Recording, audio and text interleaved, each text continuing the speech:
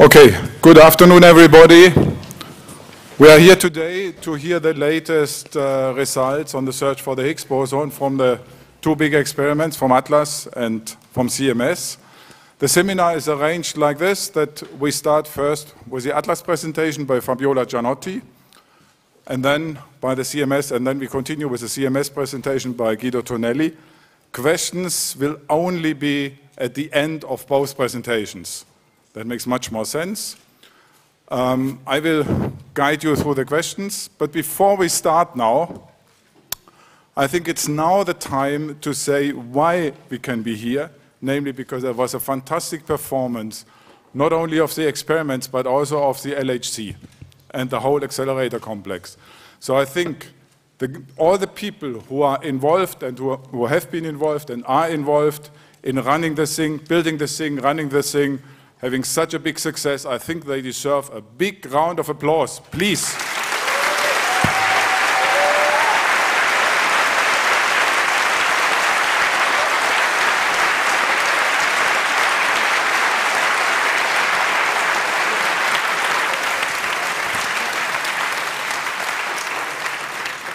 Okay, thank you very much. I know that you would have continued for half an hour, but we are running out of time otherwise.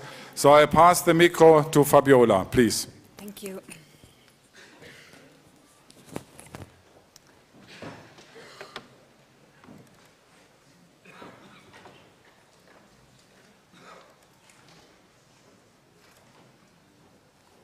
Okay.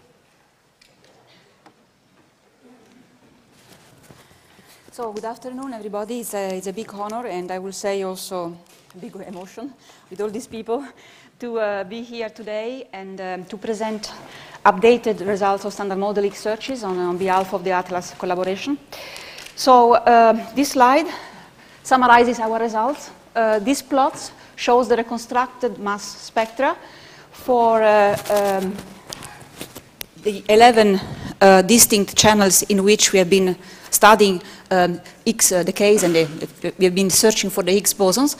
The data are compared with the Monte Carlo expectation for the background, the white histograms, and the expectation for various signals in red of various masses. In some cases, the signals are scaled up by some factor, but not always. So I think it's quite remarkable that we are at this stage today, because I would like to remind you that Higgs searches are among the most difficult and demanding channels at the LHC. And so for these reasons, and of course also because Higgs is a primary goal of the LHC, they've guided the conception, design, and technological choices of the ATLAS and CMS experiments, setting very stringent requirements on the performance in terms of lepton identification, lepton energy scale and resolution, bit tagging, missing energy, jet reconstruction in the forward and central region, etc. And I remember a very enriching discussion at the beginning of the 90s with some of my CMS friends about comparing the ATLAS liquid argon and the CMS crystal calorimeter for X to gamma gamma. So today we'll see some follow-up of that discussion. So past studies have assumed a lot of luminosity and very high energy, as you can see from this historical figure from the proceedings of the Aachen workshop, the LHC Aachen workshop in 1990. But today, after essentially only 2 years of LHC operation, ATLAS has achieved excellent sensitivity over a large part of the allowed mass range, thanks to several ingredients. First of all, the outstanding LHC performance, a detector operational efficiency and data quality close to 100%, excellent detector performance, and a mature understanding of it, which is reflected in detailed modeling of several subtle effects in our simulation, and a huge number of physics studies based on the data recorded in 2011 and 10, which have allowed us to measure the main standard model processes and many backgrounds to Higgs searches. So I will say that the work of building solid foundation for the difficult Higgs searches is well advanced. So let's start for the data. So in 2011, the LHC has delivered to ATLAS 5.6 inverse femtobarn, and I would like to echo what the DG just said. The ATLAS is extremely grateful to all the people who have conceived, built, and now operate the LHC for this extraordinary performance. Now, some of the processes that we are going to study, like for instance X24 lepton decays, are extremely rare. So it's very important that we use every single small bit of this integrated luminosity that we try to do with a data taking efficiency which is larger than 90%, 93.5%, with a fraction of non-operational channels between a few per mil and a few percent. These are very complex detectors, so it is quite remarkable. And a good quality data fraction they used for the analysis between 90 and 96%. Now, the peak luminosity seen by Atlas in 2011 has achieved 3.6 times 10 to the 33, and the price to pay for the high luminosity is high pileup. That is a high number of simultaneous proton-proton interaction per bunch crossing. And this pileup has been increasing during the year. It was typically, on average, 6 events per crossing until the end of August, but then the machine changes the optics, they move to narrower, to more squeezed beams, and so the average pileup went up to 12 events per crossing on average, with tails extending up to beyond 20 events per crossing. So here you can see a spectacular event that we recorded in September. You see the production of a Z going into 2 muons, together with another 19 vertices coming from several soft interactions in the same bunch crossing. So today we are actually operating in much harsher conditions that would have been expected at this stage. I remind you that the scenario with which we have been making all our estimation over the last 20 years assume 20 interactions per crossing when running at design luminosity 10 to the 34. And clearly these conditions are challenging in terms of trigger, computing resources, reconstruction of the physics object, especially quantities integrated over the full detector like missing energy, or very soft objects like soft jets. So a precise modeling of pileup in the simulation is essential. So clearly, at a Hadron Collider operating in such an extreme conditions, the performance of the trigger is demanding, and is also crucial in order to capture as much as possible of the interesting physics. So our trigger has been coping very well with the rapidly increasing luminosity through very smooth and flexible changes of the prescales, thresholds and menus, while keeping a very good efficiency for physics, especially at low PT, because this is again important for Higgs searches. As you can see, we have been running with a typical output rate to storage of 400 Hertz. Here you see one of the fields taken at very high luminosity, equally shared among the mainstreams, E gamma, jet tau, ETMIS, and muons. And what is very also important is that we have managed to keep relatively low thresholds on leptons that are again critical for many physics studies, in particular Higgs searches, at the level of 18 to 22 GeV for muons and electrons, so low PT, but also quite stable in the course of the year. This main menu is complemented by a very rich palette of supporting triggers. For instance, we have been recording a special JPSI-2EE stream for unbiased studies of low PT electrons, which turn out to be extremely important for instance, X24 electron studies. So moving now to physics, of course, measuring the standard model at 7 TeV has been the first milestone of the LHC program, important on its own, but also because the standard model processes are, of course, backgrounds to many searches. So this plot summarizes our present measurements of many cross-sections, inclusive W and Z, TT bar, single top, die bosons. And we can conclude essentially 3 things. First of all, the standard model works at 7 TeV, which is very good, and be extracted from the huge QCD backgrounds in a convincing way. So the experimentally most sensitive channels in a very oversimplified pictures are indicated here as a function of the Higgs mass. Gamma gamma is the most sensitive channel at low mass below 130 GeV. X2WW to 2 leptons neutrinos and X24 leptons through a ZZ pair are the most important channels in the low intermediate mass range, and X2ZZ LL nu dominates at high masses, at large masses. I would like to note that huge efforts have been made over the last months by our friends theorists to compute the Higgs production cross-sections to next to leading order in most cases, thereby reducing the theoretical uncertainty to below 20%. And there's been a lot of progress also to improve the understanding of and the prediction of numerous and complex backgrounds to next to leading order in many cases. And we are having very fruitful discussion with them. So this slide summarizes the present status of Higgs searches, at least as of now. So you can, you can see in this plot, which will be shown later on at least 100 times between myself and Guido, the ratio between the cross-section excluded at the 95% confidence level and the standard model cross-section as a function of the Higgs mass. The points here are the results of the first combination of the ATLAS and CMS data based on the integrated luminosity recorded until end of August, up to 2.3 inverse femtobarn per experiment. Compare with the expectation, the dashed line, in the case of background only, with the 1 sigma and 2 sigma bands in green and yellow. This color code will remain also in the rest of the presentations. So the region below 1 is excluded under 95% confidence level. So this is this orange region here, which go from 141 to 476 GeV. And the large part of this region is excluded at the 99% confidence level. So you can see how quickly the LHC was able to explore and constrain a large portion of the previously allowed mass range. I would like to stress that this combination is not a trivial exercise. It requires harmonization of the inputs of the two experiments. It requires a lot of details and subtle effects related to the way systematics are treated, and therefore it's a very good example of cooperation, early cooperation between the two experiments. Now, the region, the low end of this part of this mass range is still excluded by LEP with a lower limit 114.4 GeV, and it will be so for another 10 minutes.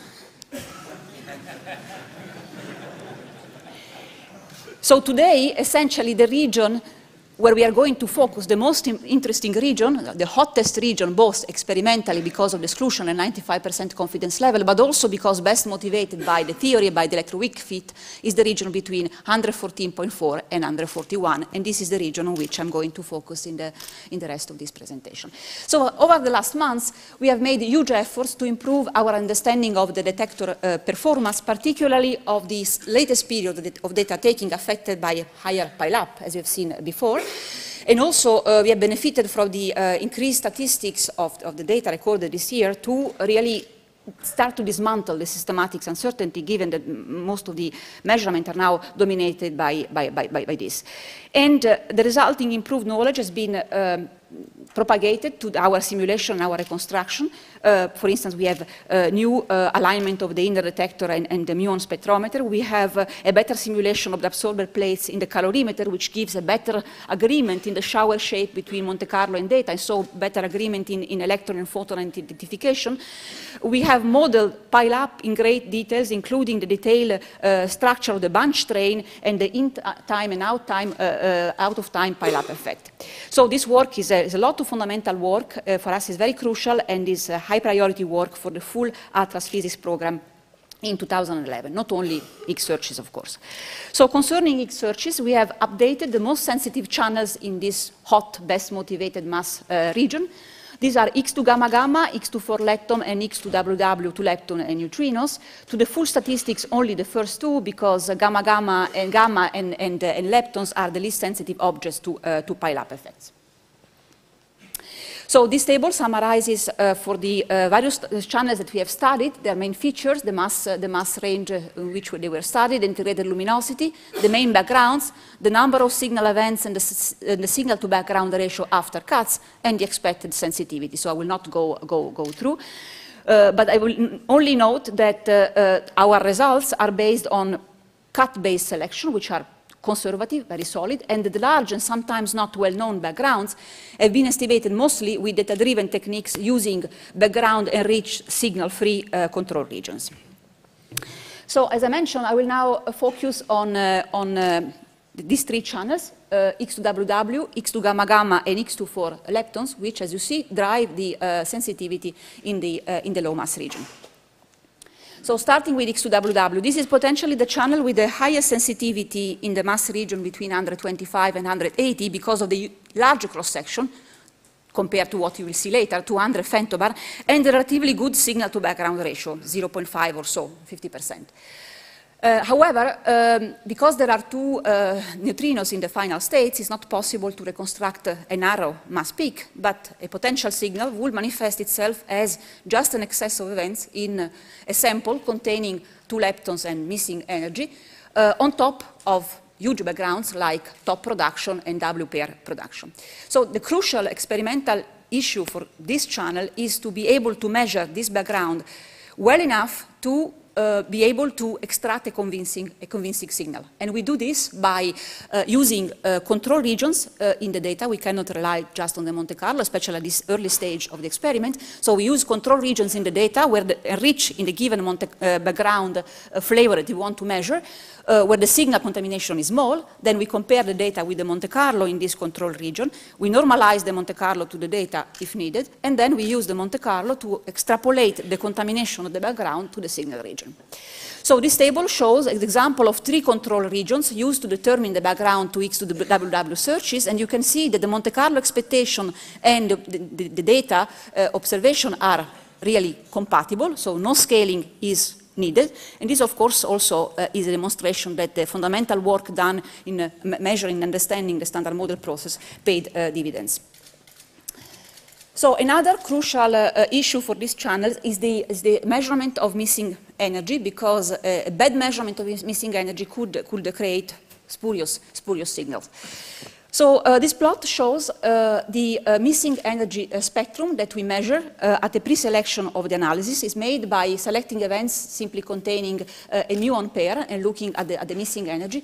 And you can see that we understand the data, in particular the contributions of the various physics processes over 5 orders of magnitude. You see that at low missing energy, we are dominated by Z plus jets, where missing energy comes either from neutrinos, so it's genuine, or from fakes, jets faking mismeasured due to instrumental effects. But you also see that around 50 GeV, we clearly see the turn on of the top contribution, where there missing energy comes mainly from genuine neutrinos, genuine sources, physics sources. So you see that we understand the spectrum quite well, and because missing energy is very much affected by pileup, we have decided to include the latest part of our data, those recorded with IR pileup, only when we are confident that we can understand those data at the same level as we understand this part of our data sample. So with 2 inverse femtobarn, we observe 94 events in the data, to be compared with the Monte Carlo expectation, which is 1.5 sigma below, so similar. And then, if you look at the transverse mass spectrum of the dilepton neutrino system at the end of the analysis shown here, you can see, of course, the data and the Monte Carlo prediction for the background, but you can also appreciate how broad potential signals of mass 130 GeV, 150 GeV would manifest in these channels compared to the much narrower peak we will see later on. So interpreting these results in terms of exclusion, we are not able to improve with this channel alone and with this luminosity the exclusion already provided by the Atlas plus CMS combination. One can look at what we observe here, you see, is that our observed limit, here the data points, are always within 2 sigma of the expected limit in case of the absence of a signal. And you can see, for instance, also in this 2 sigma compatibility, also in this plot, so-called P0 plot, is another kind of plot you will see many times today, which essentially gives you the consistency of the data with the background-only expectation. You see that the data fluctuates at a level of 1.5 or well below 2 sigma. In contrast, if we had a standard model X of mass, say, between 150 and 170 GeV, you see it will give a huge deviation from the background-only expectations. Of course, we don't observe such a signal in the data, and these masses have been excluded. But you see that in the low mass region here, where our observation at the level of 1.5 sigma or so, the expectation of the standard model background is very similar because the sensitivity here is lower. So today we cannot say in our data if what we observe is background only or background plus signal, because the data are equally compatible with both. So X2 gamma gamma is a completely different channel. Smaller cross-section because the branching fraction is at the level of per mil. But simple final states. 2 IPT isolated photons. We cut at 40 and 25 GeV on the two photons. In reality, the analysis is more complex because we divide our data samples in 9 categories in order to increase the sensitivity depending on the rapidity of the photon, whether it's converted or not, depending also on the PT of the gamma-gamma system, etc. So in this channel, the crucial experimental aspects are quite different compared to the previous channel. First of all, one needs an excellent gamma-gamma mass resolution to be able to observe a possible signal as a narrow peak on top of a huge background, which is a continuum, a smooth background, dominated by the reducible gamma-gamma production, and also powerful gamma jet separation capability to suppress the potential background coming from jet faking photons. So I will spend a few minutes on these two crucial experimental issues for the observation of a possible channel in this, the possible signal in this channel. So this table summarizes for a Higgs mass of 120 GeV the expected mass resolution. Overall, it is 1.7 GeV, and it deteriorates to 2.3 for 10% of the most dirty events, those that have one converted photon and the other one very near to the transition between the barrel and the end cap calorimeter. You also see that the mass spectrum and the mass resolution are robust against pileup. And you also see that the event fraction in a window of plus or minus 1.4 sigma size around the peak is very close to what expected from a perfect Gaussian, 15%. So you see the amount of tail is very small. So this understanding of this simulation of our expectation is based on our present understanding of the detector performance, or the calorimeter performance based on data. And this is summarized in this table here. We have studied the energy response of the calorimeter using various data samples, Z, J psi, W. Today we think we know the energy scale at MZ at a few per mil. We know the linearity between a few GeV and a few hundred GeV at the level of a few per mil. And the constant term of the energy resolution, which is related to the uniformity of the calorimeter, is between 1% in the barrel and 1.7% in the end cap. Here the goal is 0.7%, so there is still some work to do, fortunately.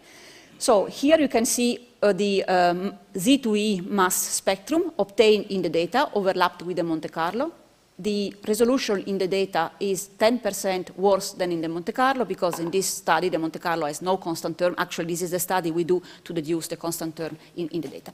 So then we propagate all this knowledge of electrons to photons, because for X2 gamma gamma we need to know how photon behaves, using the simulation. So if you want to measure the invariant mass of the photon pair, you also need to know the opening angle of the two photons. And so you need to know the position of the primary vertex. However, this is not easy along Z, the beam axis, because the LHC beam spot has a size of 5.6 centimeter. And when you have high pileup, you have many vertices overlapping in this narrow region, and you don't know which one has produced the gamma-gamma pair, given that these are not charged particles. So this is one of the reasons that has pushed us to segment our calorimeter, electromagnetic calorimeter, longitudinally, so to be able to measure the photon direction, and then by extrapolating back to the beam line to measure the Z of the primary vertex. So we have measured this performance with data, for instance, with the photons in the gamma-gamma sample that we select in our gamma-gamma analysis. And here you can see the Z of the vertex reconstructed by the two photons in the event. This is their difference. So first conclusion, the resolution is 1.5 centimeter, a factor of 4 better than the LHC intrinsic beam spot, low enough to make that the contribution of the angular term to the mass resolution is completely negligible. The resolution is dominated by the energy, the mass resolution is dominated by the energy resolution. It is robust against pileup. The two sets of points, open and closed, have been obtained in the first and the last period of operation with different pileup condition. And so, that's it. Okay, so I mentioned before that another crucial aspects is the capability of rejecting the potentially large background coming from gamma jet and jet production, in which one or both jets fragment into a single hard pi zero and the pi zero fake single photon. This process is of course quite rare. However, look at the cross section, you can see that these processes jet and gamma jet are orders of magnitude larger than the irreducible gamma gamma, let alone the X to gamma gamma signal. This rejection of this background has driven our choice in the early 90s of segmenting the electromagnetic calorimeter in 5 strips in the eta direction, 4.5 millimeter wide, in order to be able to distinguish a single isolated photon from the 2 overlapping photons from a pi zero decay. This is not Monte Carlo, these are 2 events from data. In spite of this choice and this confidence that we'll be able to reject this background, because there are huge uncertainties on this gamma jet and jet cross-section, it was not obvious that we could really suppress this background, which could be a killer for X to gamma gamma, well below the gamma gamma irreducible background until we have measured it with data. And this has actually happened. So here you can see we using the full data sample selected with the X to gamma gamma analysis, we have estimated its purity by using data-driven technique, and we have measured a purity of the sample at the level of 70%. So out of our gamma gamma samples, 70% are true photons, 20% are gamma jet pairs, where one jet fake photons, and only 5% are jet-jet. So with the detector we are able to keep this background at a manageable level. So results, after all selections, kinematic CAS, gamma identification and gamma isolation, we select in the data 22,000 gamma-gamma candidates. This is their mass spectrum. The spectrum is fit in the 9 different categories with an exponential function to model the background, so no theoretical prediction, no Monte Carlo. The background is determined from the side bands of a possible signal, plus a crystal ball and a Gaussian to simulate a signal. For instance, this is the signal expected for X of mass 120 GeV. So if you subtract from this spectrum the background fit, you get this plot here, where you can see a slight excess here, around 126 GeV, that I'm going to quantify in the next slide. We have carefully considered a huge number of systematic uncertainties, detailed here. They are driven by the gamma identification and mass resolution background modeling, and we have included them, of course, in our evaluation. So, going to the interpretation of these results, this plot here shows the usual ratio between the extruded cross-section and the standard model cross-section, as you have seen before. You can see that the expected sensitivity here in red is between typically 1.5 and 2 away from the standard model cross-section. However, because of a deficit of data in the gamma-gamma of events, in the gamma-gamma spectrum, in this region here and in this region here, we are actually able to challenge the hints for a possible X signal at LEP. And so we exclude the region between 114 and 114. Sorry. And a couple of GeV here. Now, you clearly see here the excess.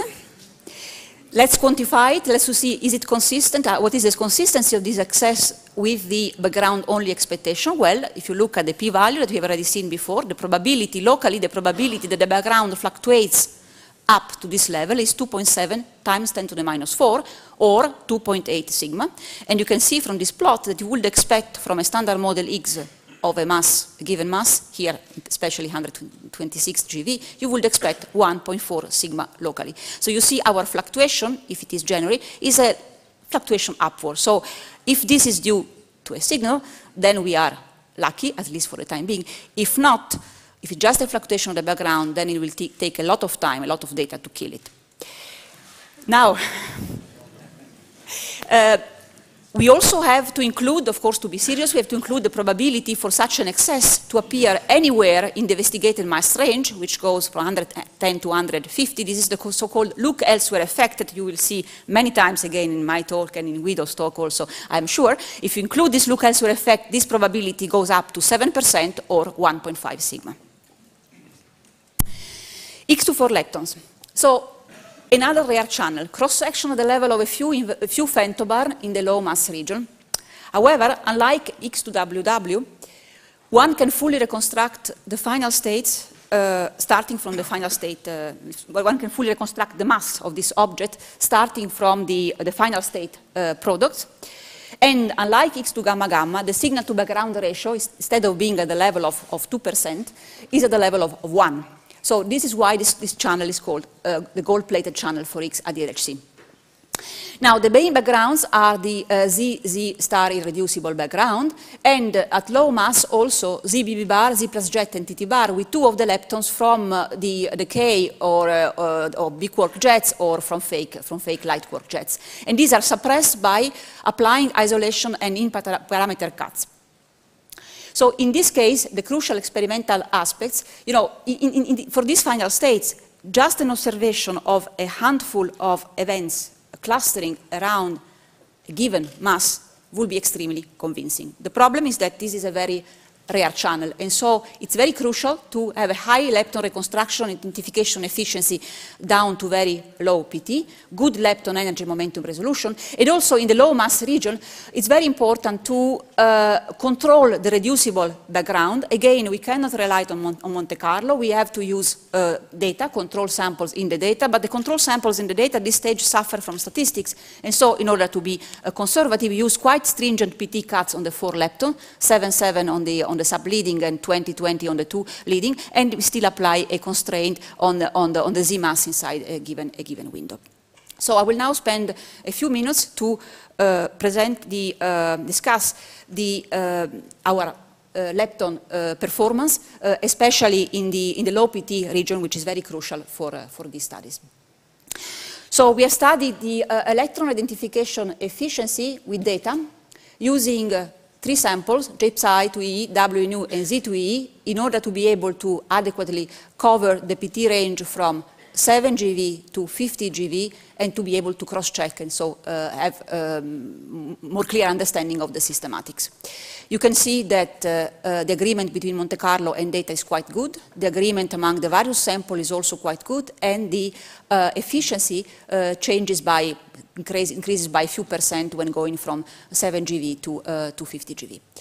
We have also studied the robustness of this efficiency against pile-up. You can see it here, again, with Z2E events in data and Monte Carlo. You see the efficiency decreases when you increase the number of vertices by up to something like 5% for 20 vertices or so. This is because we did not retune our cuts.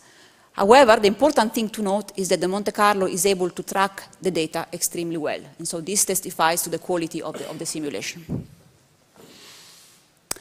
Concerning muons, the muon reconstruction efficiency over the region relevant for this analysis is larger than 95%.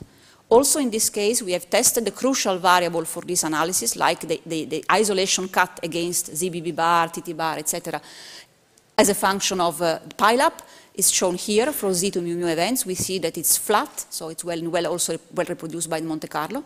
Another recent achievement that I mentioned at the beginning is that we have new alignment constants, and you see how these new alignment constants have narrowed the Z to mu mass spectrum. The resolution that we get today, these are the red points, is typically 15% better than what we had in spring, and only 6% worse than in the Monte Carlo, which is perfect, no misalignment. So we are very close to ultimate performance.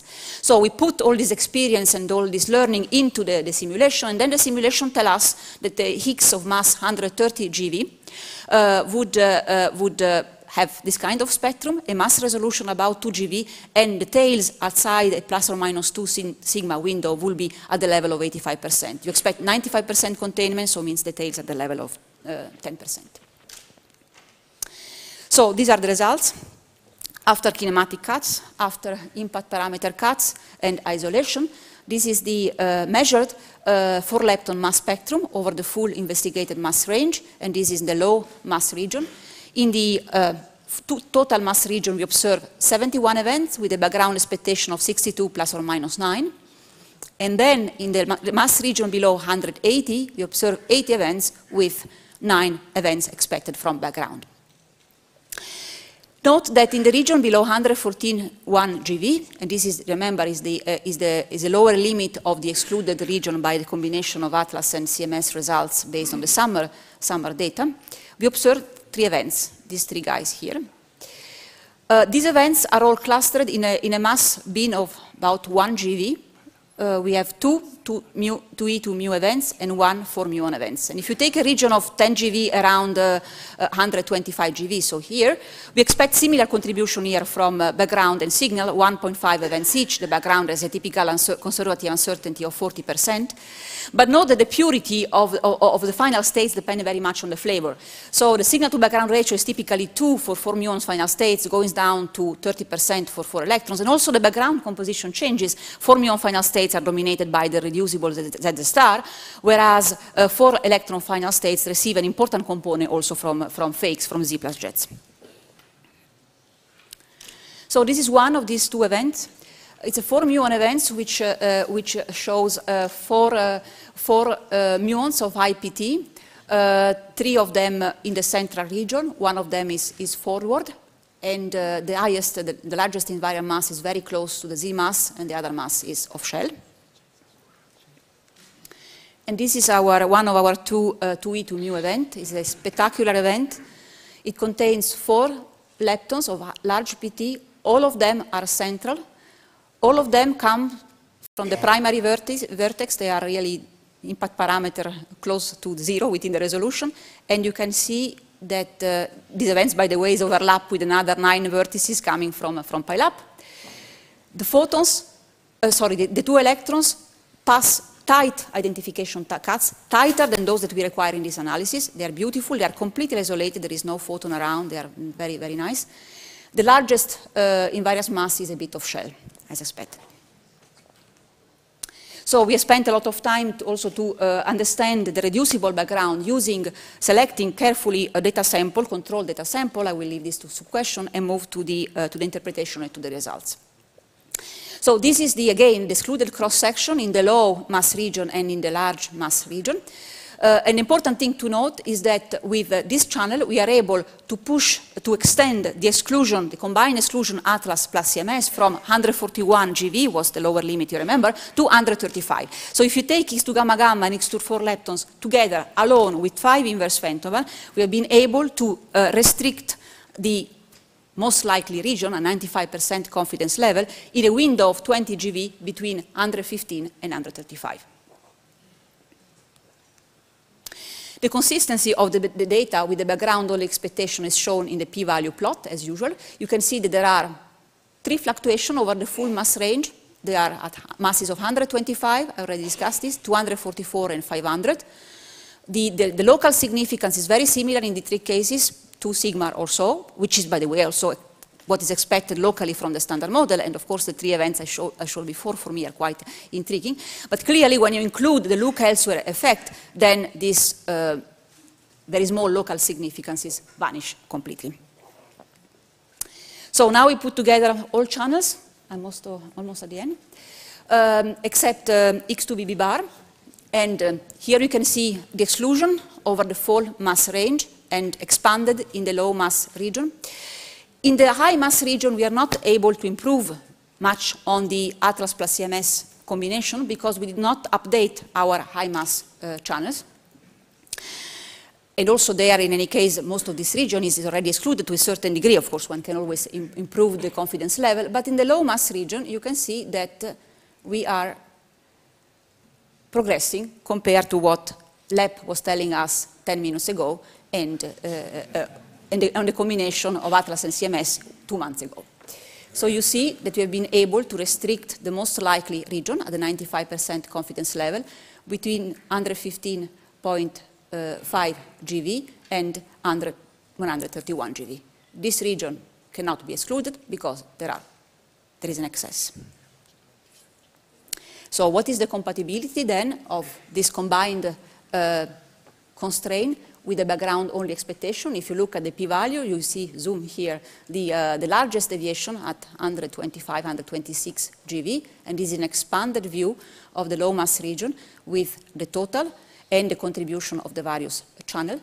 The maximum deviation is observed for a mass of 126 GeV, and the local probability that the background fluctuates up to give us this excess is 1.9 times 10 to the minus 4, or an excess of 3.6 sigma, to which contributes gamma gamma with 2.8 sigma, driving the excess, X2 for lepton with 2.1 sigma, and X2 to WW L nu with 1.4 sigma.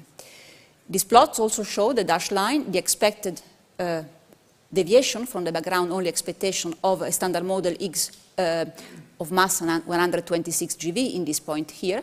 And you can see the deviation local is 2.4 sigma. So we, as noticed already before, we have a fluctuation up if this is a signal. Also, if it is background, it's a fluctuation up, of course. In the case of the standard model, the expectation is 1.4 sigma, equally per channel, essentially.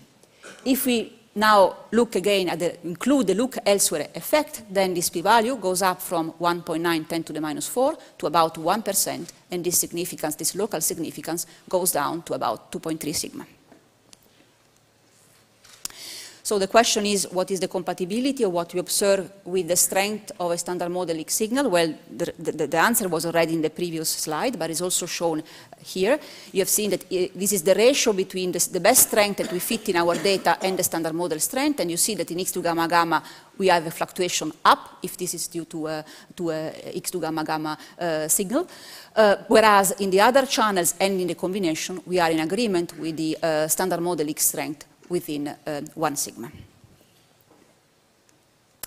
So what's next? Well, first of all, we are going to improve our analysis sensitivities by updating to full luminosity the other channel, X2WW, X2BB bar, and X2 tau tau.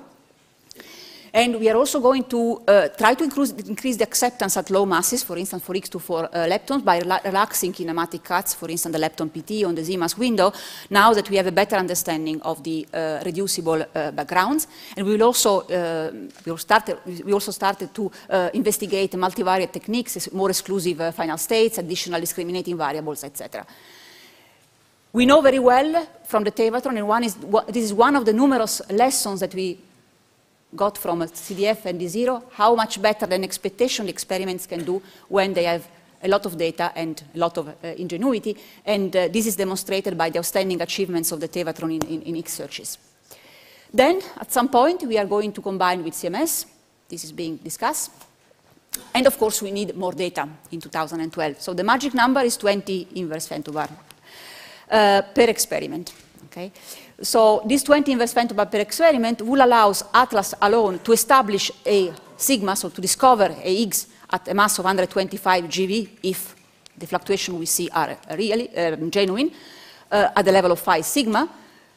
If, on the other hand, the Higgs is not there, this luminosity will allow Atlas and CMS together to discover it down to 116 GeV or so. So I'm coming to my conclusion. I think it has been a wonderful year for the LHC and Atlas, and I guess also for CMS and the other experiments. So thanks again to the LHC. We'll see, we don't know. Concerning, well, I would like to stress that Atlas is a very broad physics program, which has been also documented in, as of today, I think 90 papers submitted for publication. But in particular, you are interested in the conclusion on Higgs searches.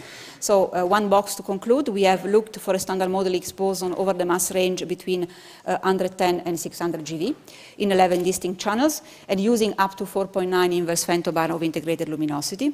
And we have been able to restrict the most likely mass region at the 95% confidence level to a range of about 15 GeV, between under 15.5 and under 31 GeV.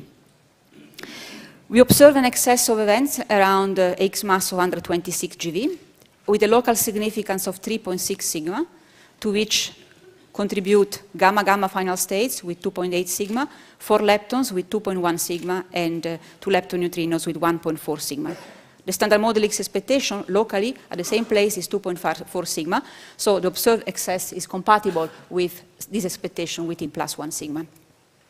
This global significance, when taking into account the look elsewhere effect, decreases to 2.3 sigma. I think it will be extremely kind of the Higgs boson to be here. No, I mean, it's not any mass. If the Higgs is here, then it will be accessible to a DLHC in gamma gamma for lepton, to lepton neutrinos, BB bar, tau tau, so we can observe it and start to do very good measurements, okay, of these final states, and of course, there are also implications for the future that are not, of course, the subject of this seminar.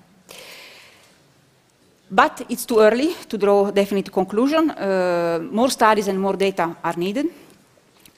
But we have built, I think, we believe we have built solid foundation for the exciting months to come. And I don't know what the conclusion will be eventually, but I think the fact that we are here today, as the DG said, to discuss these beautiful results testifies to the outstanding efforts of the LHC and experiments teams, and to the, I would say, dedication and enthusiasm of the whole community. In particular, I would like to mention the young people. And I think this is something really extraordinary, and I think we can be all proud of this. Thank you.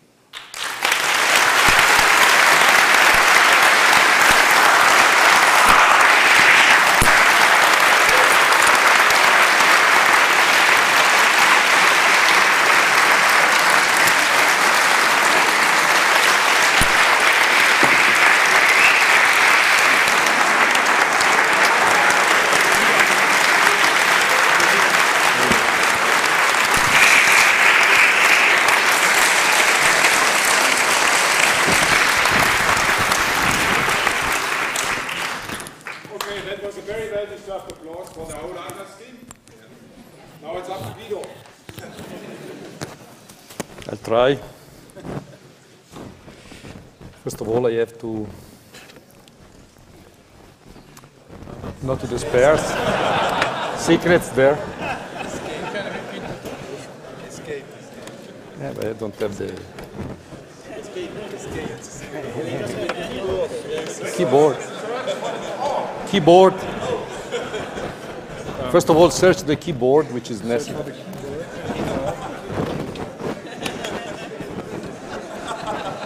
There is no keyboard, so I can do miracles, but not to materialize the keyboard.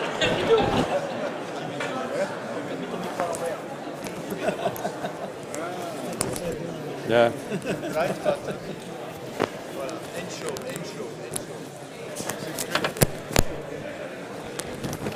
I was nearly there. Okay. Close to there.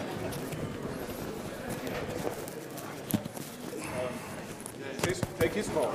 Yeah. Yes.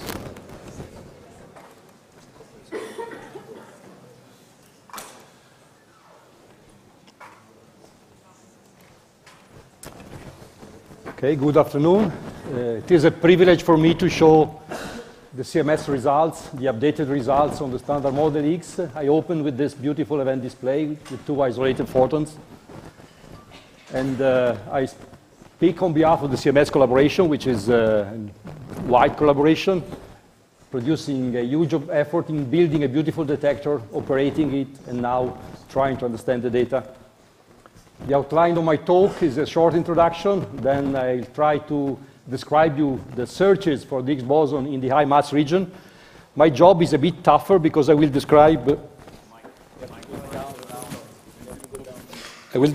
the many channels, not only the low mass region, which is more interesting, but also the high mass region. Then I concentrate the effort on the low mass region and combination of the searches and conclusion. I don't want to spend time in the Standard Model Higgs boson, but I want to highlight this point. Yes, I go this way. Yeah. I'll present preliminary results on our exploration up to 600 GeV, but clearly I will devote special attention to the low mass region. I want to highlight this Standard Model Higgs production, not to repeat things that have been already said, but to highlight the point that despite the fact that gluon fusion is by far the dominating production mechanism, VBF and VH are useful because sometimes they give better sensitivity. So we will see some of these production mechanisms in the following. I want to start with the challenge. Those are plots produced by CMS in October 2010, a year ago. It looked like 20 years ago, if I go back in time in memory. At that time, we were dreaming of having something like 5 inverse femtobarn. I remember when I was discussing this with Rolf or Steve, they were really, I mean, considering this absolutely impossible to achieve. But anyway, we're preparing our efforts in this direction. And here you see on the left-hand side the sensitivity, putting together all channels with 5 inverse femtobarn. We could reach, take a look to the black curve, sensitivity beyond 1 everywhere in the full mass region, ideal case to look for a new particle. First of all, you have to have the sensitivity. If you don't have the sensitivity, you will not be able to say something really solid. And secondly, if you are in these conditions and you get 5 inverse femtobarn, then you see, depending on the mass, the significance of the observation. And this is challenging because take a look to if the standard model exists and it is in the low mass region here, this is 120, 130, you shouldn't dream of having 3, 4, 5 sigma signals everywhere. This is not the case. You have for each individual channel a small excess. And you put everything together and you get 2, 3, 2, 4. I mean, this is the name of the game. This is why every single channel is important, particularly in the low mass region, because it adds something and gives you additional consistency checks. And then, clearly, what you need data. Data came, and this was very successful. At the end of October, we have collected something like 5.2 inverse femtobarn, delivered more than 5.7, so really fantastic performance. And the detector was in an excellent shape. I mean, the average fraction of operational channel was higher than 98.5%. I will show results in this seminar using a large fraction of the full data set, 4.7, 4.6. This is the certified amount, which is outstanding. And luminosity is determined today with an uncertainty of 4.5%. I remind you that these data were collected up to 6 weeks ago. Just to give you an idea of the challenge of how complex was the work done by hundreds of people in a very short amount of time. I cannot enter into details, but I want just to flash you that the second thing you need, once you have the data, you need to have the tools, the physics tools. You need to understand very well what you are using to identify, first of all, the background components, and later, eventually, the possible signal components. And these tools, there are plenty of these results. I cannot go through them, but just to give you an example of the advancement and sophistication of some of these tools. This is the tau efficiency that we can now measure with tag and probe, and we measure to be 6%, which is a result that is outstanding. A few years backward was considered absolutely impossible in LHC to achieve this kind of numbers. Here you see the bit tagging efficiency, again, in different pile-up conditions, up to 500 GeV. You see bit tagging efficiency measured to 10% in this condition. And again, gamma plus jet calibration in pile-up conditions up to many hundreds, 500 GeV again. And here is an important plot. Fabiola showed an equivalent one for Atlas, is the electron ID efficiency at the very low PT. The Higgs boson decaying to 4 leptons in the golden channel has the nasty attitude to decay to sometimes to very low PT electrons or muons. And you have to be really very well equipped to be able to reconstruct them, because if you miss 1 over the 4, you're lost. You don't have the event. So every GeV you gain in this region is relevant, is important. This is why we did a lot of effort in trying to reduce at the best this PT cut in the electrons, in this case, or in the muons in other similar cases.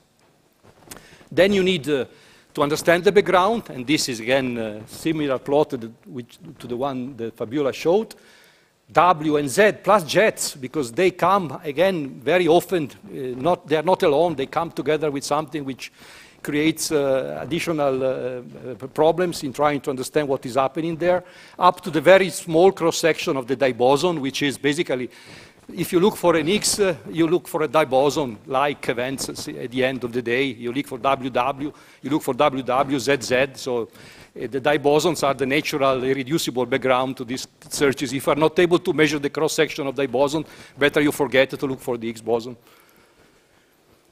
Here is a summary of the decay modes, and this is the list of the channels I'm going to describe. This is a challenge for me, because I will not be able to describe details of each individual channel, because I have to explain you 8 independent channels. that we have been able to understand in time to be shown in this, at this seminar. And you see X to gamma gamma, PB, tau tau, WW to lepton to neutrino, ZZ for lepton. The yellow ones are the 5 channels that are mostly used. They're not only used there, but mostly used for the low mass region, so they're very relevant, plus the 3 other channels that uses the eye cross-section, the eye branching ratio of the Z into jet and invisible, plus there is a nice channel with tau that we use basically for the high mass region. And here you see the documents. They are public, so you can have details. If you want really to understand some of these details, take a look to these documents. They are available, and they contain much more information with respect to what I will be able today to tell you. I want to highlight another point which is important, that not all channels are equal. They have different weights. Not only the sensitivity is important, but also the resolution, because there are channels that produce a sort of, in the presence of a signal, produce a sort of blanket on your limits, and you understand that there is something happening, but you don't understand exactly where, while there are channels which have a very nice resolution, in particular the X to gamma gamma and the XZZ in 4 leptons. We are talking of 1, 2, 3% resolution. That means that if something happening in a particular region, you're able to understand, to localize an excess in this particular region. And once you look for coincidence between 2 high resolution channels, then you are in a very interesting region, okay? I'm happy to tell you that all 8 analyses yielded the preliminary results that has been scrutinized enough to be shown today. Are preliminary results, they're not final results. There will be more complete and fully understood result coming at the time of the publication within a few weeks, maybe end of January, beginning of February. But as of today, this is already an excellent starting point. And all 8 channels contributed to the CMS combination, which is documented in this document. So if you want to take a look, you can download it and read it. I start with the high mass Higgs in invisible Z, 1 Z, 2 leptons, we use to tag and to trigger. We ask also some boost, 55 GeV, and then we look for what is recoiling against, and if there is not visible energy there, this is something interesting. The challenge here is, clearly we can use the transverse mass because we are looking for objects which are very heavy, but the challenge is to get rid of the background. And in CMS we use, it's like a must. If you want to address this kind of analysis, it's better that you convince the collaboration that you have understood using data-driven methods your background. We don't believe really to people coming up with only Monte Carlo studies, unless there are really very detailed study on very small corners of the events that for which we don't have enough information from the data.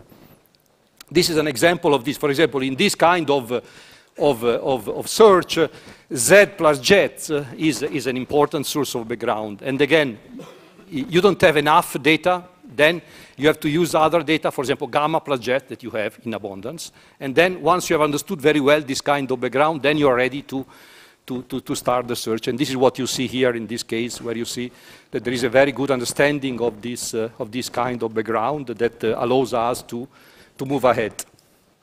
And this is the kind of data, are examples, data that you are looking at. Looking at the shape, if there is an heavy object with a transverse mass of 200, 300, 400 GeV, you see a change of shape or a small excess in a particular window. So we make the hypothesis of the Higgs boson presence at 300, 400 GeV, and we look if there is an excess which is compatible with the presence of this signal. And since we don't see, let's say, significant excesses hinting that there is something happening, we put limits. And usually, you will see several times that we used, again, we used analysis, cut-based. We know very well what is happening. And then we try to push using the shape, using sometimes multivariate analysis, boosted decision tree, things that are using the information in a bit more aggressive way, such that we gain something in sensitivity. But we always control that everything is sound using the cut-based analysis that is somehow conservative in some aspects. And so we are able, with this channel alone, to exclude in the range 270, 440, which is already a good starting point. Another channel which has a big role in the high mass region is the ZZ, with, again, 2Z going to 2 electrons. or 2 leptons in general, and 2 going to 2 jets. Again, quite a significant branching ratio. Then, again, we have major backgrounds here, again, Z plus jet, TT bar. And we use to discriminate basically the fact that the Higgs, if it exists, is a scalar. So there are topological and angular discriminant that can be used to get rid of the major background. And these are the results. Again, a new fact with respect to what we have already presented, this result, some of this analysis were already presented in the summer conferences, is the fact that this search was extended also to the low mass region. The sensitivity is not large there, but anyway, it helps. So you see here that in this distribution, which is the MZZ invariant mass that you can reconstruct using the 2 jets and the 2 leptons, you see that you look for bumps or deviations at a point that could be consistent to the presence of the standard model Higgs, high mass of 300-400 GeV. In the low mass, you see something that could happen here.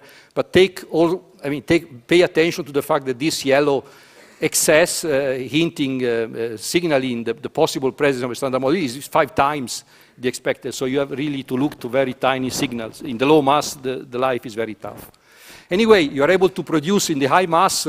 The sensitivity is important. You see, you touch 1 in this region, and it is between 3 and 4 in the entire range. In the low mass, there is an interesting region of sensitivity. Unfortunately, in the very low mass end, the sensitivity goes very high, is rocketing. So it helps a bit, but is not the key component.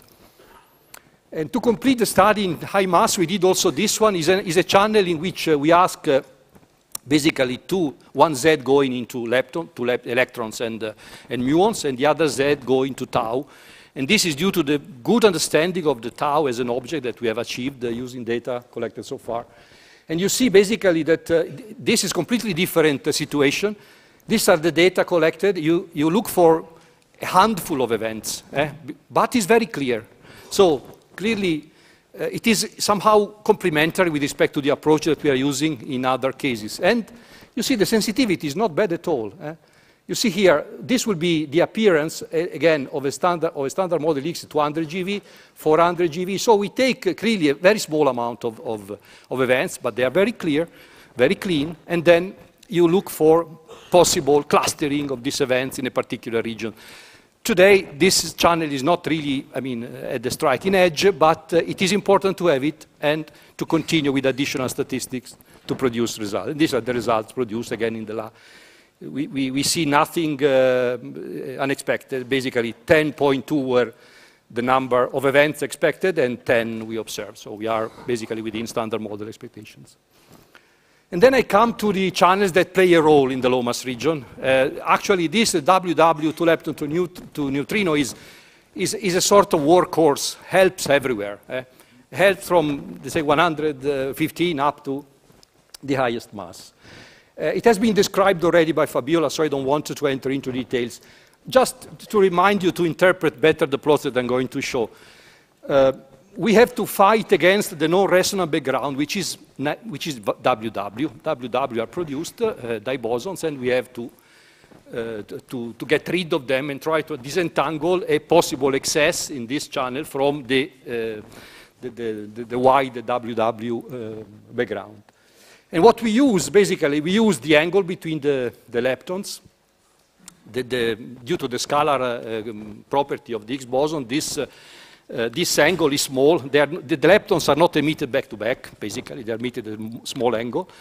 The invariant mass of the 2 leptons cannot be too high, so again, we go into this direction. And then the transverse mass is another tool that we use. Playing these tools, again, you can use this tool in different ways, using the cut-based approach, which is the one that we use anyway as a baseline, or try to put together these 3 tools plus additional information in a multivariate analysis. And this we do. We have done both. We have basically gone through both approaches. There has been a lot of progress in this result. We presented preliminary results on this channel in the summer conferences, but people continue to produce new ideas. And here is a list of some of the new ideas that have been produced, and each one of these adds a small amount of sensitivity. But really, this is an incredibly important effort. Each 1% progress in the sensitivity is needed, is helpful, it helps. And so people are really encouraged to develop and deploy continuously new ideas in this effort. In particular, clearly now that we have established somehow this kind of analysis since a while, we feel confident to move ahead from the cut-based and use also multivariate analysis. We continue to cross-check continuously what is happening. For example, in the multivariate analysis, sometimes we use only one variable, and we check if the variable and the result we obtain is understood. It's a way in which you get confidence on the use of modern tools like the multivariate analysis. This is the result on cut-based. Again, this is the way in which WW selection, you start with there, and then at a certain moment, you increase the cut. You see the cuts are delta phi, the two leptons. You remember I was mentioning them before, MT, ML, M, the two leptons. I mean, this is the region in which, if you see an excess, is the hint that there is something happening. But it's very important. Before going there, you should prove ourselves and that you are able to understand this region. Otherwise, it makes no sense to claim that there is something happening there. And since basically data describes well the predicted background, we can produce limits again, and you see that in this you start seeing something. Because we expected to be able to exclude. The sensitivity here is absolutely outstanding, is below 1, even in the very low mass region. And we expected to be able to exclude up to 129, while we had not been able to exclude below 132, because you see there is some green. Some green means that there is an excess, maybe a sigma excess, a small excess, but there is something happening there. Then we do it similar exercise again using boosted decision tree again. And now we use a variable that is not know exactly what it contains, but assume that it contains a mixture of the previous variables. So at the end of the day, the message is very similar. And you see that we use different category, 0 jet, opposite flavor, 1 jet, same flavor, opposite flavor, etc., etc. And there you see now 1 times the standard model at 130. What you look for a few bins in the region in which you expect to look for something that could be off. We are not looking of big discrepancy, just 1 sigma effect is important to look for something interesting happening there. And this is important as a cross-check to see that, for example, that we are, again, with boosted decision tree, the sensitivity is a bit better, and actually you see the expected range is a bit better, 127, we gain something, we go lower. But the observed range, again, is 129. We cannot go beyond this, again, because there is a small excess, which prevents us to really close up to the limit, okay? In the low mass Higgs search, was mentioned already by Fabiola, the Higgs to tau. Tau is another important channel. Again, the tau, we consider the tau a physics tool that we master quite well, and we use it extensively in CMS.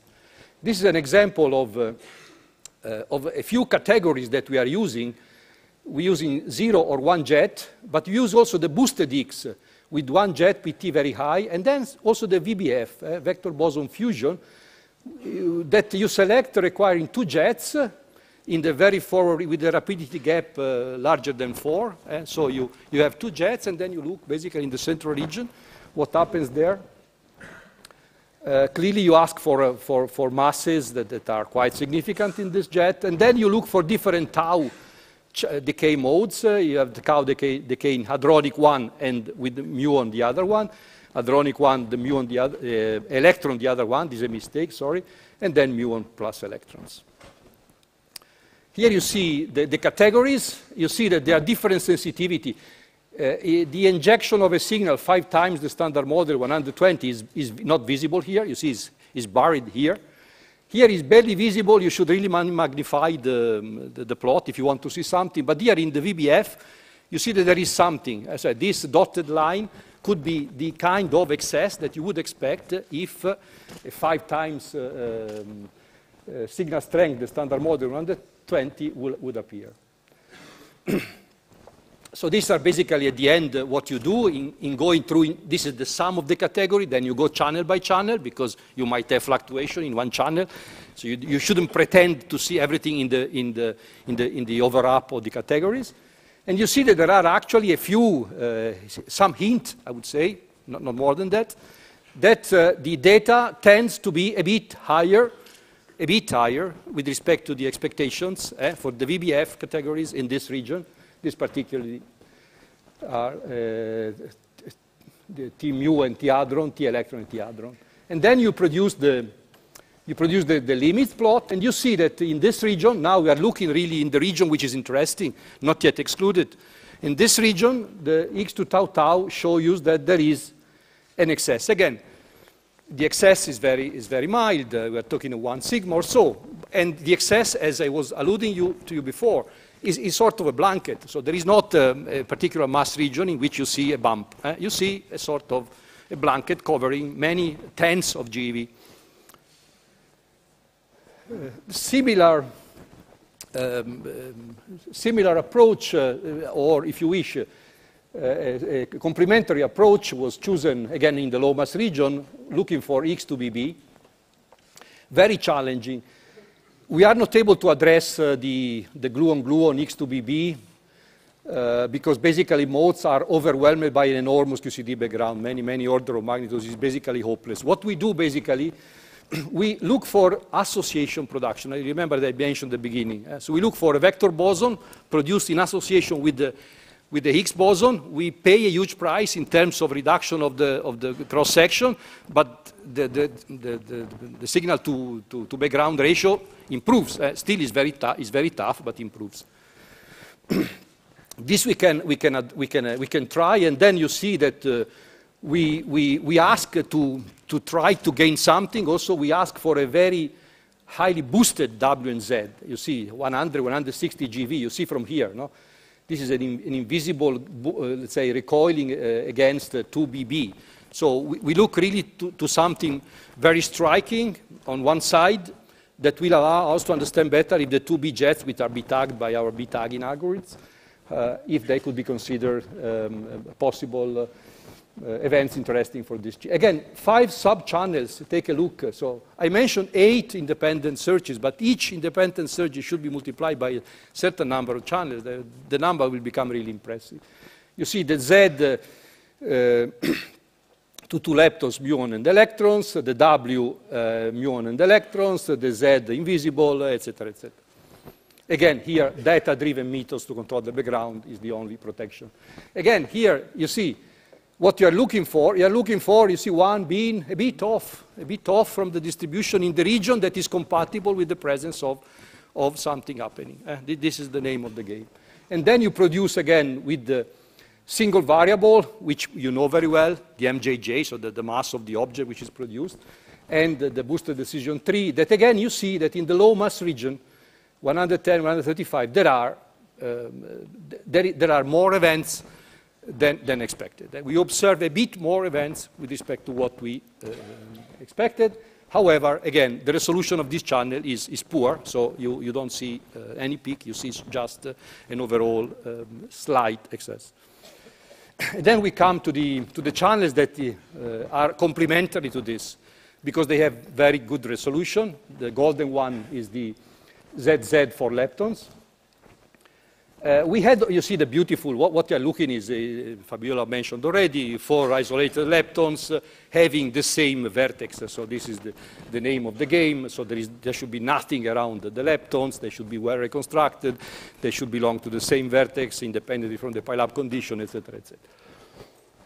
And here again, the name of the game is to be able to reduce, as I was mentioning already, the PT cut. We use 5 GeV for muons. We are able to do it through tag and probe with Z, and 7 GeV for electrons. But then we discovered after lepton photon that we could improve a bit more again. And here you see the improvement in sensitivity that we have achieved, basically reducing the cut on the mass of the Z prime, the Z, no prime, the first Z. That would be interesting. The mass of the first Z and reducing a bit the request of the mass of the second Z. there is something behind this. Fabio knows. Reducing, you see the MZ1 cut from 60 to 50. You see here in this region, you gain some possible signal. The same is true if you reduce MZ2 from 20 to 12. You see that we really try to increase, again, bit and pieces of the efficiency that will translate into increased sensitivity. And this is then are the results that we obtain in the full mass range. And you see that we don't observe any excess in the full mass range. Above 100 GeV, we expect 67 plus minus 6, and we observe 72. But if we zoom in the low mass region, and this is exactly the most interesting region, those are the events that we see. And the first message is basically that we observed 13 events while we expected 9.5 plus minus 1.3. So this starts to become interesting. Again, nothing striking because we are talking of small numbers, but clearly there is some attention there. And you see also the distribution of the events. Overlaid, you see the signal, Higgs boson signal hypothesis. So I try to guide you in the interpretation. 140 is a region already excluded. And you see, we have 2-3 events there. That could be candidate, but we would expect maybe 8. So clearly the signal strength there is not very high. In the very low end, you see 119, 20. This will be 1-2 events, and we have 2-3. So this could be a region to be followed, although a bit high, a bit on the high side with respect to the expectation. And 125, you see that we have 2 events, and basically we expected 2-3. So we are basically in the same ballpark. So in this region, 140 I would consider less interesting. This region, 120-25 seems to be interesting. However, we put limits. Again, the ZZ is a very powerful channel and is able to put limits all over. And again, you see in the low mass region, we exclude 134, 158, and the intermediate 180, 300, high 340, 460. And you take a look here. This is interesting, the zoom, because this region is very interesting. However, we should be also aware that you see that the sensitivity, recommendation, don't observe the solid line, the observed one. Look always at the dotted one. It's much more important, the dotted one, than the solid one. Because only if the dotted one is in the right region, then you can believe the observed one, right? If you don't have enough sensitivity, if you have an excess, makes no, it's not interesting. So this region is very interesting. I should be careful here. Here you see at 150, we go 5, 6, 7. So clearly we don't have the same sensitivity. However, it's interesting to note that we have an excess. ZZ definitely gives a similar hint to what we have seen so far. There is an excess in the low mass region, and then we'll understand better what is the meaning of this excess. And then we come to gamma-gamma. The gamma-gamma is, again, a beautiful signature, 2 energetic isolated gamma, and we search for a narrow peak or a narrow mass excess over a smoothly falling background. And here you see the challenge is basically the vertexing with the pile-up, the calibration and transparency correction for the crystal for us. We have a beautiful crystal calorimetry, but if you want really to exploit the best its performance, we have to do a lot of work. This was known since ages, but clearly it is a matter of fact. Nothing comes for free. If you want to go beyond 1 GeV or so, then life becomes really, really very tough. But anyway, we are making a lot of progress there, and you will see some of the results coming already from the progress achieved in the last few months. These are the improvements of the analysis that we have been done with respect to the results shown in the summer conferences. We have improved the vertex identification, again, gaining 3% and being somehow neutral with respect to the pile-up conditions, or mitigating the impact of the pile-up conditions. We have improved the energy resolution. And we have changed the categories. We were using 8 categories, now we use 4 categories. We want to use at the best the fact that we have a region, the barrel, which has much better resolution, and by the way, is also the region in which a large fraction of the signal goes, and we want to protect it, and so having a complete picture, summing together everything does not give you the best performance. At the end, we did a huge amount of effort also to parameterize the background shape. Here is an example of the improvements in vertex finding efficiency, where you see that basically in the different periods of the data taking, the vertex efficiency was somehow recovered at a level that is considered reasonable. We lost something, but not significant, with marginal impact on the performance. And this was done again using a BDT and training it using input variables, the track momentum, the photokinematics, such that the vertex assignment is better understood. Again, it's a continuous struggle. The machine gives us higher pile-up, and we lose somehow the performance, and then some of our brilliant students come up with a new idea and brings up the performance again. This has been the story of the entire year in many aspects. This is one of them. This is another challenging area, a key strategic area for the discovery of the standard model Higgs boson in Higgs to gamma gamma whenever it will happen.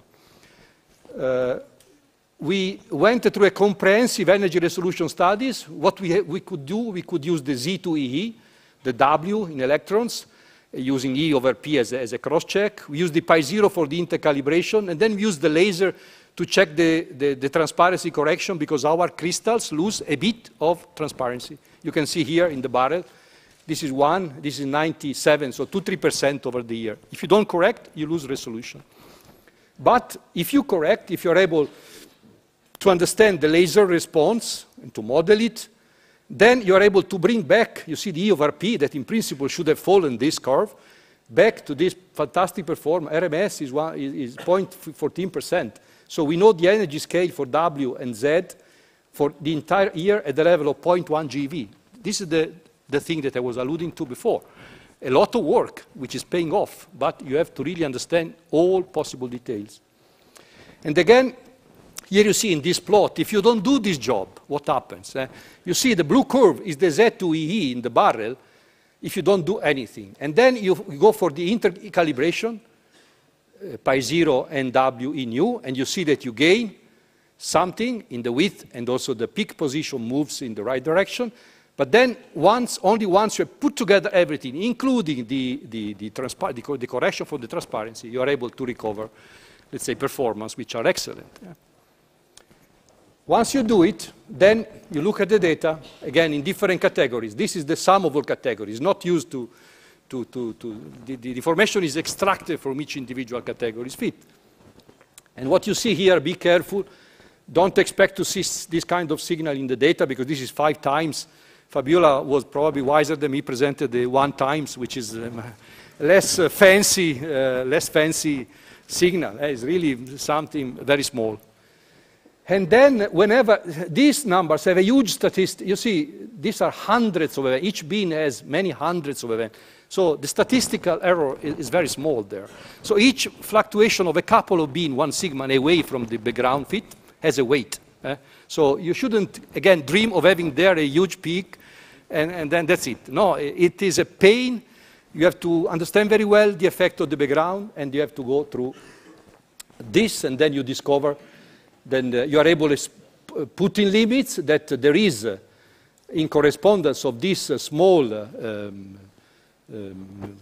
deviations of beams from the best fit of the background, you discover that there are fluctuations, excesses in the limit curve. This is 124, this 137, 144. It's important that we use to fit the background. We did a huge amount of study, and we decided to use the most conservative approach, to use a function that does not bias the signal and the possible, let's say, excessive one you should see. Although this function, which is conservative in terms of introducing bias, let's say, brings the sensitivity a bit down. Then I come to the combination. I hope to be able to do it quickly, although it is an interesting part.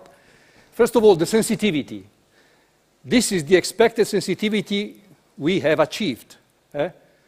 Basically, today CMS is the most sensitive experiment in this area. It is more sensitive than the Tevatron experiments together, with 8 or 10 inverse femtobart collected. In the full mass range, we are below 1 or very close to 1 from, you see here, 117 actually. I'm struggling to get another couple of GeV here. This is the blue dotted curve. And basically, from this respect, we met the expectation. So now we can start say, okay, this sensitivity is below 1 times the standard model. So we can take a look to the data. And what the data tell us is summarized here in the CLS. In the full mass range, this is 90, 95, 99% confidence exclusion, confidence of the CL. And you see the zoom in the low mass region.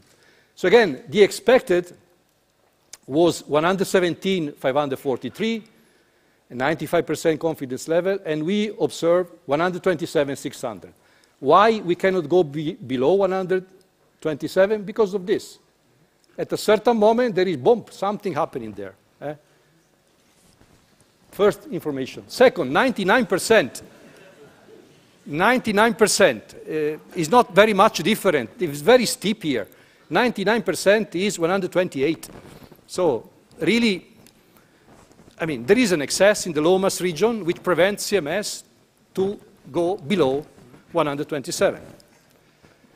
This is the entire picture expressed in terms of limits on the ratio sigma over sigma standard model. And you see, again, is visible something happening in the low mass region. In general, there is a broad excess here, which has some modulation. This is the freshly squeezed electroweak plots done online. CMS only. In both cases, this is what is left since 3:30 today. These are the limits channel by channel. You have a look in the transparency. And then I spent some time, 5 minutes, I hope, in the zoom in the low mass region. 3. I go. What happens in the low mass region? There is an excess, which is not really, is a modest excess, is not striking, but how it is composed. Then we divided the 5 channels in 2 sets. We put together all the low resolution channel, BB, tau tau, WW, and the high resolution, for leptons, gamma gamma. Nicely enough, they have the same sensitivity. Around 25 is 1 and 1. And what you see is there, the interpretation is quite simple. This modest excess that prevents us from excluding the standard model X below 127 is produced by, let's say, a broad excess driven by the low resolution channels, modulated by the high resolution channels. It's very simple understanding. Okay? Then we go for the anatomy of this excess using the local and global p-value. This is what we see in the full mass region and in the low mass region. The maximum local significance is small, 2.6 sigma. And if we include local square effect, even in the low mass range, you end up with 1.9 sigma. So this excess has a modest statistical significance and could be reasonably a fluctuation of the background. So there is no discussion on this. But we want to understand better. Data might contain additional information. We don't want to stop here. For example, we ask the question, is the signal strength that we get compatible with the p-value that we might be getting if the standard model Higgs boson would be around? And we compare the entire range. You see that there is no region in which all these p-values are compatible apart the low mass region. And in the low mass region zooming, again, you see that this excess in this region are basically in the same ballpark. So, but take a look to these numbers. If the standard model boson exists, and if we take into account the sensitivity of CMS in this region, we expect to appear as a 2-3 sigma effect, median effect, plus you have to add, let's say, the band there, in the region between 115 and 127. And then I look for the best fit sigma to standard model. You see, again, each one of these points is compatible. Each one of these points in the low mass region, not excluded, is compatible to 1. is a fact that we touch 1 at 124 or a bit lower in this region. And then I take a look quickly to what happens, what is the composition of this effect. This p-value is produced by the gamma-gamma, while this fluctuation has no gamma-gamma. There is a deficit here. It's another piece of information. The gamma-gamma, we have additional information in the gamma-gamma because we have categories, and some categories are very clean and powerful, and others are they bring less information. And you see, first of all, what we see is a bit higher with respect to the standard model expectation, which is the red p-value here. But it's good that it is produced by 3 categories. Among them are the best categories, the barrel, high, non-converted photons, which is again another piece of information. And the 2 categories are sitting exactly at the signal strength that one would expect from the standard model, which is not happening for all fluctuations. These other fluctuations, you see, the message here is less clean, is less compatible, I would say, ideally, with the hypothesis that we are seeing something that is really consistent. Yeah. ZZ, what we have in ZZ, this excess here is basically driven by the 3 ZZ dimmune events sitting on top of each other, 119. Here we have 2 events, 125, plus the gamma-gamma, plus some other channels. Another piece of information. And then we go and we try not only to look for the signal strength, but each individual channel. What each individual channel, is each individual channel signal strength compatible with the presence? Clearly, it's a broad picture. We cannot extract too much from this. But we take a look to the 2 excesses, 119.5, 124, and we see that basically, yes, the average, the median value is around 1. This one has a higher ZZ, the 3 events I was describing you before, and there is no gamma-gamma, but still is compatible. This one at 124, again, is 1, and all categories participate in a consistent way within 1 sigma. Again, could be simple fluctuation, but is another piece of information that we want to put together. So I conclude, this is the result that we have got so far. This is the summary. We have been able to analyze very quickly the full data set, and this in itself is a fantastic result. We expect final results, submission of papers expected around the end of January. We have maybe new additional channels, also refined analysis. We have reached the expected sensitivity around or better than 1 times the standard model in the full mass range, 115, 600. We have established new 95% confidence level exclusion limits. We are not able to exclude below 127 because there is a modest excess of events between 115 and 127 that appears quite consistently in all 5 channels that we have studied. The excess is most compatible with the standard model Higgs hypothesis in the vicinity or below 124. But the statistical significance, 2.5 sigma local or 1.9 sigma global, is not large enough to say anything conclusive. As of today, the picture is consistent either with the background fluctuation or the presence of the model Higgs boson, and only refined analysis and new data will be able to give an answer. I want to thank the people of CMS that built, conceived, operated, commissioned the detector, the hundreds of analyzers, software, and computing experts that made possible that we present today these results. Steve, Rolf, Bill, all the LHC team for having delivered to the experiments integrated luminosity exceeding our more optimistic expectation. And let me conclude on a personal note, a person which is very important for me, my father that passed away last Sunday. Many thanks to you.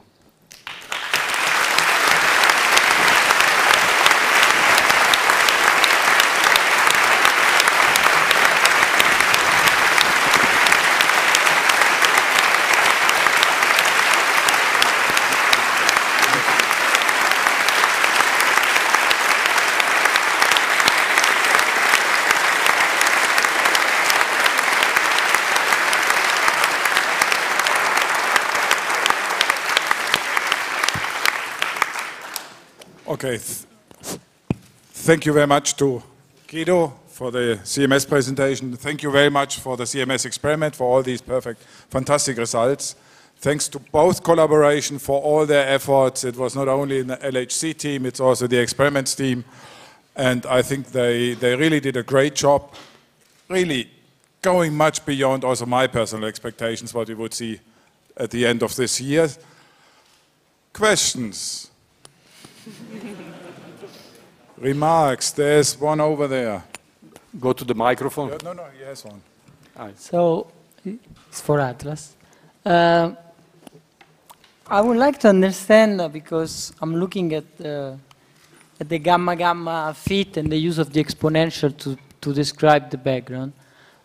This is something, of course, we tried also in CMS, and the choice was not to do that. So I'm asking how confident you are in that, in light of the fact that from QCD studies and exotic studies, we know that there is nothing in QCD which is well modeled by an exponential. So I don't know if I can put work. Well, I should perhaps put some slides back, but I can. You will find a slide in my spare among the spares. So first of all, we have tried several functions, not only an exponential.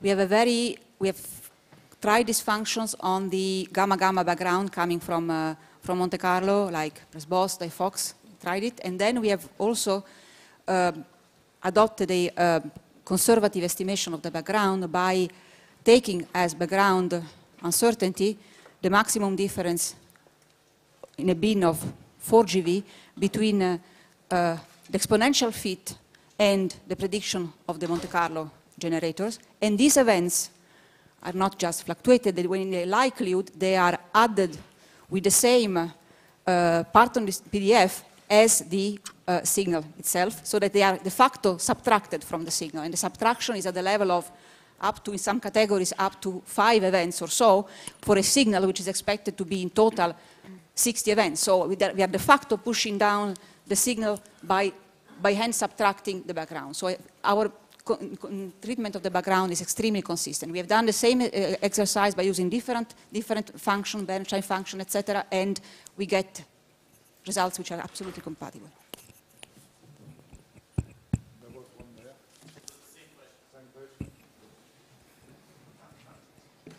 I have a question for CMS. Did you try to extract the 90% exclusion limit for the gamma-gamma? Because I have the feeling that it's a bit close to the Atlas success. So maybe we have to check the calibration of each experiment. This is one point. And then I don't understand the strategy for WW in El Niño. It seems that you are really killing the low mass Higgs with the last selection, increasing MLL, increasing PT cut on the leptons. Can you comment on that? For the same flower, of course. Maybe in the opposite flower you can gain anyway. But yeah. No, but there is no, we are protected against this risk. We use a continuous, let's say, basically 3 approach, if you wish, the cut-based, which stays there, and then the M of the two, the invariant mass of the 2 leptons, and then basically the boosted decision tree, bring it together, everything. So I don't think we have any loss of sensitivity. Actually, we have improved it. I want to make a question to Atlas, then a general comment. The question is, what is the ultimate scale, energy scale, say, precision on the gamma-gamma? Because you have shown 0.5 GeV for the Z plus a contribution from the linearity.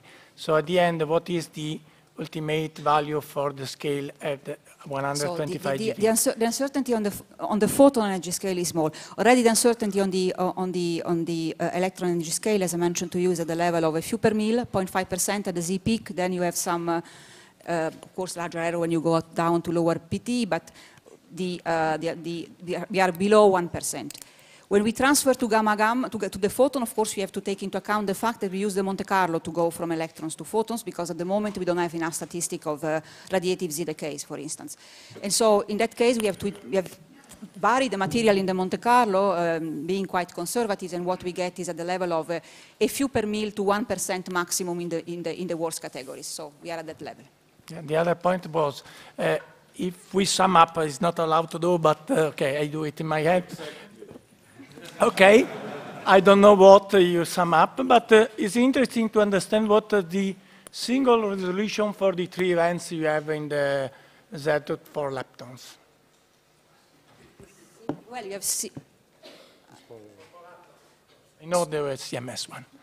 So where I showed you the mass resolution for X24 electron and X24 electrons and X24 muons. So the mass resolution is typically at the level of 1.9 GeV for muons and at the level of 2.7 GeV or so for electrons.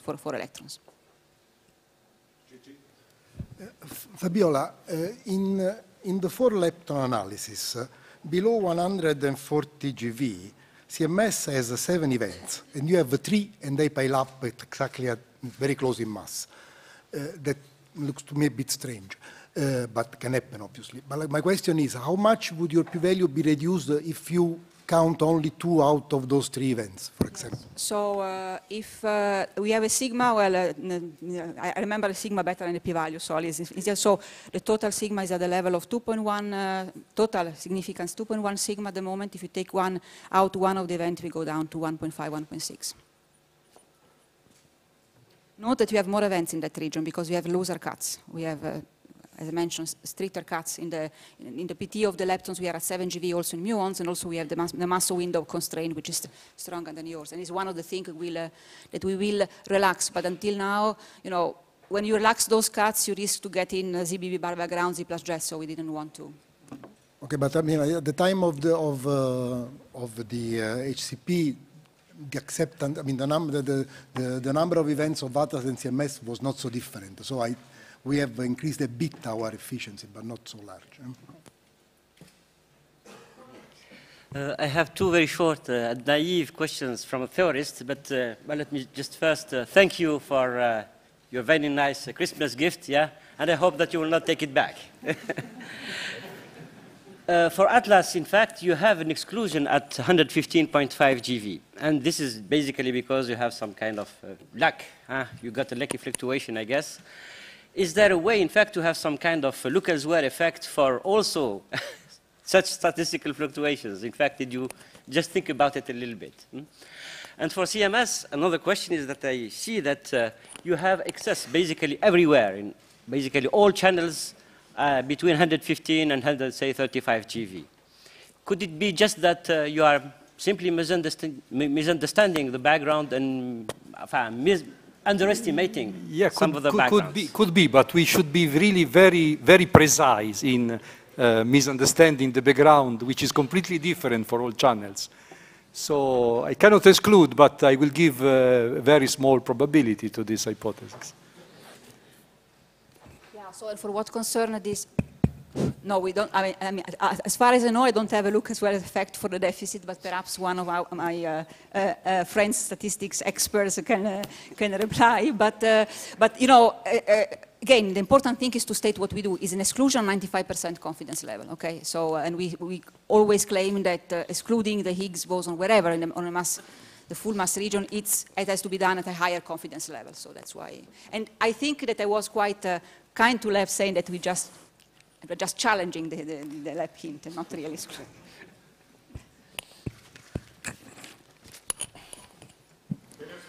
I have a question to Guido about the very interesting and nice result you show for the crystal calorimeter recalibration to account for the loss of light of 3%. So 2 questions. One is, by how much has it improved your end cap Higgs to gamma gamma mass resolution?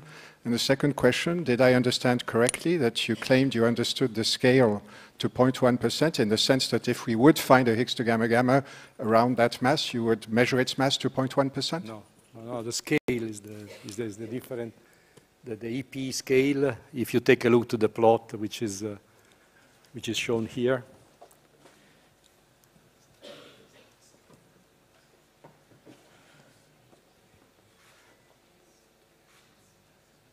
I was mentioning this, now it's up.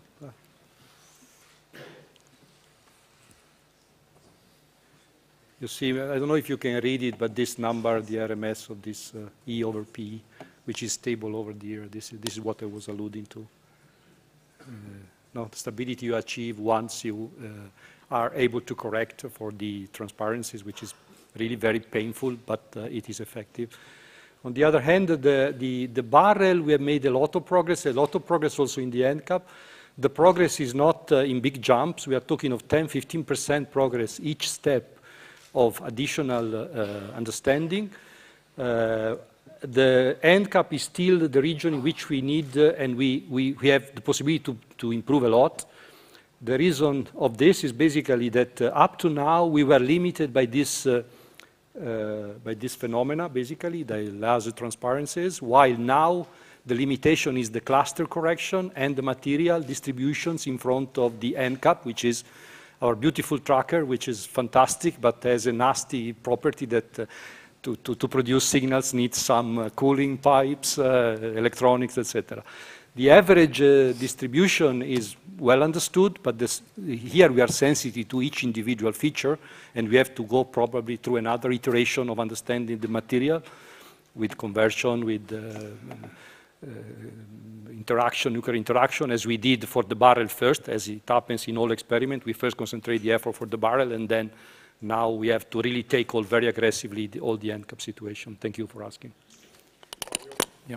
I have a question to both speakers on the 4-lepton channel. Can you give us some insight on how final state radiation is taken into account and the kind of systematic uncertainties it introduces to the reconstruction of the invariant mass? Yeah, I don't know. I don't have the table of the systematics for the going through all systematics for this, but I don't know. Remember the number? Maybe somebody can help me. What is the systematic error assigned to the? No, we are not using we are not quoting the FSR systematic because we are taking it our analysis is inclusive. Okay, sorry. We have an inclusive analysis, so we don't consider the Chiara, okay, sorry. The FSR in a separate way. Okay, thank you. Similar for us, we use photos, and I don't think that we have any particular contribution from that. Is inclusive, as Chiara said, for CMS.